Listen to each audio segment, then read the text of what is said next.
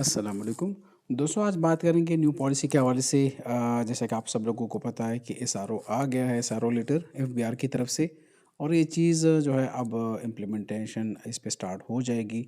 तो बड़ी ही मतलब डिस्टरबेंस स्टार्ट हो गई है तमाम इम्पोर्टर्स में। और क्योंकि काफ़ी लोगों ने मार लिया हुआ है, कुछ का तो लूट हो गया, तो काफ़ी सवालात हैं हमारे इम्पोर्टर हजरात के, जो कि हल्का फुल्का अपना काम कर रहे हैं इंपोर्ट के हवाले से। तो परेशानी है सबके साथ। और काफ़ी मैसेजेस भी आ रहे हैं कि अभी जो माल लोड हो चुका है और जो रास्ते में है तो उसका क्या बनेगा। और इसके अलावा एसआरओ में क्या क्या चीज़ें, कोई चेंजेस हैं या नहीं है, लेकिन दोबारा से मैं बताने की कोशिश करूँगा, एक्सप्लेन करूँगा। और जो माल अभी मतलब लास्ट वीक वो जापान में उठाया है लेकिन लोडिंग नहीं हुई, तो उस गाड़ियों का क्या होगा, कौन सी गाड़ी लोड कर सकते हैं, कौन सी नहीं कर सकते, कौन सा स्कीम हम यूज़ कर सकते हैं कार इंपोर्ट के लिए, कौन सा जो है ख़त्म कर दिया गया है। तो वो सारी चीज़ें इंशाल्लाह मैं आज एक्सप्लेन करने लगा हूँ। सबसे पहली चीज़ जो कि सब लोग डर रहे हैं कि जो गाड़ियाँ लोड हो चुकी हैं दिसंबर में, या आज जो 15 तारीख़ है, 15 जनवरी, तो इस डेट से पहले जो गाड़ी लोड हो चुकी हैं तो उसका क्या बनेगा।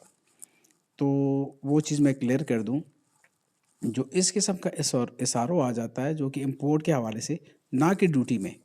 मतलब अगर इन केस ड्यूटी में कोई रद्द-बदल होता है तो वो सब गाड़ियों पे फिर इम्प्लीमेंट होता है। जो लोड हो चुकी हैं गाड़ियाँ और जो लोड नहीं हुई, तो सब पे इम्प्लीमेंटेशन होती है। ड्यूटी अगर कम भी होती है और ड्यूटी अगर ज़्यादा भी होती है, तो वो सबके लिए लागू है। वो गाड़ी बच जाती हैं जो कि 15 तारीख से पहले अराइवल हो चुकी है और उसकी ड्यूटी पे हो चुकी है, तो उस पे वो फिर लागू नहीं होता। इन केस एक गाड़ी जो है जिसका जहाज़ कल कराची पोर्ट पे लग रहा है या आज रात को लग रहा है और ड्यूटी जो है गवर्नमेंट की तरफ से बढ़ा दी गई है, तो वो ड्यूटी आपने इस कल वाली आने वाली गाड़ी पे भी देंगे, और जो इस मंथ की एंड में आएंगे और जो नेक्स्ट फरवरी के मंथ में आएंगे, तो सब पे वो चीज़ लागू होगी। लेकिन रही बात इस एसआरओ की इंपोर्ट के हवाले से, तो ये उन गाड़ियों पे लागू है जो कि 15 तारीख को लोड हुई हैं और 15 के बाद जो लोड होंगी। 14 तारीख को, 14 जनवरी को भी अगर कोई वेसल निकला है जापान की मतलब हदूद से, लोडिंग हो चुकी है, बिल ऑफ लेडिंग डेट पे 14 जनवरी है, तो वो गाड़ियाँ इससे बच जाएंगी। मतलब इस किस्म का कोई मतलब पुराने कानून के मुताबिक पर्सनल बैगेज पे भी आप कर सकते हैं ना, उस पे वो 850 दिन का लागू होता है, ना वो ट्रांसफरेबल, क्या रही इसका 1 साल तक आप ट्रांसफ़र नहीं कर पाएंगे जिसके नाम पे इंपोर्ट होगी, तो वो चीज़ उस पर लागू नहीं होगी। तो ये चीज़ मैंने क्लियर कर दी। अब मसला मसला क्या बना, मसला क्या बच जाता है। मसला ये बच जाता है जो आज मतलब जापान में एक शिप वहाँ से कल निकलेगा 16 तारीख को, उसके लिए प्रॉब्लम बन सकती है। क्योंकि एक दिन में ना तो ये कंटेनर से वो गाड़ियाँ निकाल सकते हैं, ना उसको शिप से वो निकाल सकते हैं, ठीक है। मतलब जो अगर रात को, कल आज रात को निकलेगा तो थोड़ा सा इम्पॉसिबल है। तो उसके लिए वो फिर क्या करेंगे, जितने हजरात हैं हमारे, जो दोस्त हैं जिनकी गाड़ियाँ कल निकल रही हैं, तो वो फिर ये करेंगे कि मतलब वो फ़ाइट करके यहाँ पे कस्टम के साथ, एफबीआर के साथ स्टे वगैरह लेके, मतलब थोड़ा-सा लेट हो सकता है लेकिन वो गाड़ियाँ क्लियर हो जाएँगी। लेकिन जो गाड़ियाँ 2-3 दिन बाद या हफ़्ते बाद लोड होंगी, उनके लिए ये जो है नया कानून लागू होगा। अब वो नया कानून क्या है? उसमें सबसे पहला जो स्टेप है, तो वो ये है कि आप मतलब पर्सनल बैगेज यूज़ नहीं कर सकते। पर्सनल बैगेज मीन्स जो हम कर देते कि यार 6 महीना बंदा बाहर रहा हो, वो पाकिस्तान आए वापस, तो वो जो है मतलब कब्ज़ का कर सकता था अपने लिए गाड़ी इंपोर्ट, या हम उसका पासपोर्ट यूज़ करके गाड़ी इंपोर्ट कर लेते। तो वो चीज़ तो बिल्कुल ख़त्म है, पासपोर्ट स्कीम, पर्सनल बैगेज। अब 2 स्कीम्स रह गए टीआर। टीआर में इन्होंने जो है ये क्लाuse में लिखा हुआ है एसआरओ में कि टीआर के तहत जो गाड़ी इंपोर्ट करें, पहले 700 दिन था, अभी 850 दिन कर दिया गया है। साथ में एक बड़ी अजीब-सी शर्त रख दी गई है कि टीआर की स्कीम में जो बंदा जिस जगह का पासपोर्ट होगा, जहाँ जो ओवरसीज़ होगा, तो वहीं से वो गाड़ी एक्सपोर्ट करेगा पाकिस्तान को। मतलब अगर वो हम ज़्यादातर दुबई का यूज़ करते हैं या सऊदी का पासपोर्ट यूज़ करते हैं, तो या दुबई से आएगी गाड़ी या सऊदी अरब से आएगी, जो कि पॉसिबल नहीं है। दुबई से या कद्दू का अगर कोई कर लेता है तो ठीक, वरना तो मैक्सिमम जो गाड़ियाँ हैं वो जापान से ही आती हैं। तो जापान के पासपोर्ट तो इतने नहीं हैं। अतः मैक्सिमम बहुत ही उठाने साल में 100 बंदा आ जाए जापान से, और वो आपको देखता तो नहीं है। क्योंकि जो दुबई से आती है ना, तो सारी वो टैक्सी ड्राइवर टाइप की या लेबर तबका जो है वो हमें, मतलब जो एजेंट्स हैं उनको पासपोर्ट देते हैं और उसके थ्रू जो है गाड़ी इंपोर्ट होती थी। तो अब वो चीज़ थोड़ी सी मतलब मुश्किल या नामुमकिन नज़र आ रही है कि टीआर की स्कीम के तहत भी आप इसको इंपोर्ट नहीं कर पाएंगे। रहेगा एक ही चीज़, गिफ्ट स्कीम। गिफ्ट स्कीम पहले भी यूज़ होता था, लेकिन 90-95% जो है पर्सनल बैगेज यूज़ होता था, 5 से 10% जो है वो गिफ्ट स्कीम यूज़ होता था। तो गिफ्ट स्कीम मैं ऑलरेडी बयान कर चुका हूँ कि गिफ्ट स्कीम क्या होता है, लेकिन 700 दिन का इससे दौरानिया बढ़ा के 850 दिन कर दिया गया। जो स्टे होती है लास्ट 3 ईयर्स में, तो आपकी स्टे तकरीबन 850 दिन से ज़्यादा होनी चाहिए। दूसरी शर्त इसमें साथ में ये है कि 1 साल तक जो है, अगर आप टीआर के थ्रू मंगवाते हैं या आप गिफ्ट स्कीम के थ्रू मंगवाते हैं, 1 साल तक आप गाड़ी उसको ना बेच सकते, मतलब आप उसको ट्रांसफ़र नहीं कर सकते किसी के नाम पे। मतलब जिसके नाम पे गाड़ी आई होगी तो वही बंदा उस गाड़ी को अपने नाम पे जो है वो करेगा, रजिस्ट्रेशन करवाएगा। तो 1 साल तक वो काबिले मतलब तब्दील नहीं होगी, मतलब किसी और के नाम पे ट्रांसफ़र नहीं होगा। तो ये बड़ी प्रॉब्लमेटिक चीज़ है। अच्छा, इसके अलावा और क्या चीज़ मैं बीच में छोड़ रहा हूँ? अच्छा जी, साथ में एक दूसरी चीज़ कि इंस्पेक्शन की गाड़ी सेफ्टी मेजर्स पे पूरा उतरेगी, तभी वो पाकिस्तान में इंपोर्ट होगी। तो सेफ्टी मेजर्स क्या हैं? अभी इसमें बड़ी प्रॉब्लम जो है, उस दिन जो मैंने परसों एक वीडियो बनाई थी, तो इसमें एक प्रॉब्लम ये है कि एक गाड़ी मैंने बताई थी कि जो मैंने लास्ट वीक उठाई थी डैमेज कंडीशन में। ये गाड़ी थी ट्रिपल स्टार ग्रेड में, ठीक है? ट्रिपल स्टार मतलब डैमेज ग्रेड। यहाँ पे अगर आप देखें तो फेंडर पे 3 लकीरें कि फेंडर हल्का सा लगा हुआ है।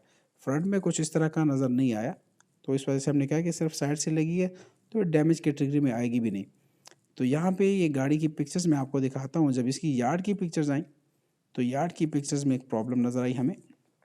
ये आप देख सकते हैं, एक सिंगल की है, हाइब्रिड गाड़ी है, रेस बैग्स ओके हैं और कोई मेजर पार्ट डैमेज नहीं है, फ्रंट से बिल्कुल ओके है। साइड से अगर आप देखें यहाँ पे ये फेंडर का थोड़ा सा ये यहाँ पे डेंट है, आखिर में पिक्चर्स क्लियर आ जाएगी। इस साइड से भी ओके है, पीछे से भी ओके है, इस साइड से भी ओके है, इस साइड से भी आप देख सकते हैं, तमाम साइड से ओके है। सिर्फ वो फेंडर का एरिया थोड़ा सा डेंट लगा हुआ है। लेकिन जब यार्ड की पिक्चर्स आई, तो यार्ड की पिक्चर्स में थोड़ा सा वाजे होते हैं। तो जहाँ जहाँ डैमेज होता है तो वो पिक्चर क्लियर करके हमें भेज देते हैं कि यार ये आपकी कंडीशन है गाड़ी की, ये आप नोट कर लें अपने साथ। कल को अगर आपको गाड़ी रिसीव होती है तो आप ये ना कहें कि भाई गाड़ी हमसे लगी है। अच्छा, ये देखिए बम्पर में रिपेयर का निशान है और लाइट जो है थोड़ा सा क्रैक है। तो अब इस किस्म की गाड़ी पाकिस्तान में इंपोर्ट हो सकती है, नहीं हो सकती, ये हमारे लिए बहुत बड़ा हेडेक बन गया है। इसके अलावा आर ग्रेड की जो लैपिड मैंने आपको बताई थी, जो मैंने उठाई थी, तो वो आर ग्रेड है, उसमें W2 है, मतलब रिपेयर वेव है, तो वो काबिले इंपोर्ट है नहीं है, ये भी एक अलग से इशू है। तो ये चीज़ें सारी जो है तकरीबन हफ्ता 10 दिन में क्लियर हो जाएंगी ऐसा ऐसा टाइम के साथ, कि क्या चीज़ें अलाउ करने लगे हैं क्या नहीं। और प्री इंस्पेक्शन रिपोर्ट जापान की किस तरह होगी, कहाँ से होगी, और यहाँ पे पाकिस्तान में कौन सा इदारा उसको अप्रूव करेगा, किस सबसे अप्रूवल लेनी पड़ेगी, क्या ये गाड़ी आ रही है, ये इंस्पेक्शन रिपोर्ट है, तो अलग से एक दुकानदारी यहाँ पे इसमें स्टार्ट हो जाएगी हूँ, जापान में भी और यहाँ पे भी। तो टोटल कॉस्टिंग पे काफ़ी असर पड़ेगा, काम पे भी असर पड़ेगा, क्योंकि गिफ्ट स्कीम कितने होंगे, गिफ्ट स्कीम बहुत ही कम होते हैं, पर्सनल बैगेज स्कीम बहुत ज़्यादा होते थे। तो हमें मार्केट में भी उसको थोड़े से रीज़नेबल प्राइस में मिल जाते थे। अब पीआरसी के रेट्स भी बढ़ना स्टार्ट हो जाएंगी और इम्पोर्ट का काम भी फिल वक्त जो हमें अंदाज़ा लग रहा है काम तकरीबन ना होने के बराबर हो जाए। क्योंकि अगर आप एक गाड़ी को बेच नहीं सकते, ट्रांसफ़र नहीं कर सकते किसी के नाम पे, तो 1 साल तक का दौरानिया बहुत ज़्यादा है। तकरीबन महीना होता तो चलो बंदा मान ले यार महीना बाद भी गई या 2 महीने बाद, 1 साल का दौरानिया बहुत ज़्यादा है, जिसकी वजह से काम पे काफ़ी ज़्यादा असर पड़ेगा। तो ये पॉलिसी के हवाले से आज मैंने एक तफसीली बात आप लोगों से की। अभी आने वाले दिन में हम इस जो स्कीम्स हैं, ये गिफ्ट स्कीम है, इसमें थोड़ी सी और वजाहत, जो जो चीज़ें होंगी और वाज़ेह होंगी। ये जो साथ में टीआर में जो शर्त रखी गई है, जो कि काबिले मतलब काबिले इस्तेमाल नहीं होगा ना ये टीआर का स्कीम, कि किस तरह यार यूएई से हम कोई गाड़ी भेजेगा या सऊदी से भेजेगा या यूके से भेजेगा या जापान से, तो चलो खैर वो जापान से तो होता ही है, लेकिन ओमान से मुख्तलिफ़ मुल्कों से लोग आते हैं, तो वो तो फिर अपनी उस मतलब बेनिफिट का यूज़ नहीं कर सकते जो ओवरसीज़ पाकिस्तानी को मिलता है। तो ये सारी चीज़ें हैं, इस पे बातें होंगी, लेकिन एक चीज़ मैं क्लियर कर दूं, एक मरतबा जब एसआरओ आ जाता है उसमें अमेंडमेंट करना बहुत ही मुश्किल, तकरीबन नामुमकिन होता है। तो लोगों को चलना पड़ेगा इसी कानून के तहत। अब दुआ करें हम सब के लिए जिनकी गाड़ियाँ फंसी हुई हैं, हमारी तो चलो इतनी ज़्यादा नहीं होगी, जिनके बड़े बड़े लॉट होते हैं और उनकी गाड़ियाँ आ रही हैं या उन्होंने डैमेज ली हुई हैं, तो उनके लिए अब क्या होगा। तो एक बात है, अगर इन केस खुदा न खास्ता कुछ नहीं होता, तो फिर ये सारी गाड़ियाँ जो है री ऑक्शन की तरफ जाएंगी जो डैमेज कंडीशन में है या इन केस ग्रेड की गाड़ियाँ भी है, और ये अगर खुदा न खास्ता गिफ्ट स्कीम में भी ये चीज़ मेंशन करते हैं कि यार ये आप लोग गाड़ी जो है ये जिस मुल्क से मतलब आप गाड़ी एक्सपोर्ट करेंगे वहीं का पासपोर्ट यूज़ करेंगे तो गाड़ी इंपोर्ट करना मुश्किल हो जाएंगी, और गाड़ी अभी रिएक्शन की तरफ। तो रिएक्शन में पर क्या नुकसान है? आपने एक गाड़ी फ़र्ज़ करी जो सामने आप देख रही हैं, ये तो चलो खैर इंशाल्लाह आ जाएगी, लोड हो चुकी है। लेकिन ये गाड़ी जो है फ़र्ज़ करनी, इसकी मैं बात कर रहा था, ये वाली जो डैमेज है ट्रिपल स्टार। तो इस किस्म की गाड़ी ये भी 22 तारीख को इसका डिपार्चर शो कर रहा है एक्सपेक्टेड। तो अब ये प्रॉब्लम बनेगी कि अब इसको रोकेंगे क्या करेंगे? तो ये गाड़ी फ़र्ज़ करें हमने 1240 की उठाई है, तो ये इस किस्म की गाड़ी 9 लाख पे भी जा सकती है, 8 लाख पे भी, 8.5 लाख पे, क्योंकि कीमतें बहुत ज़्यादा गिर जाएंगी।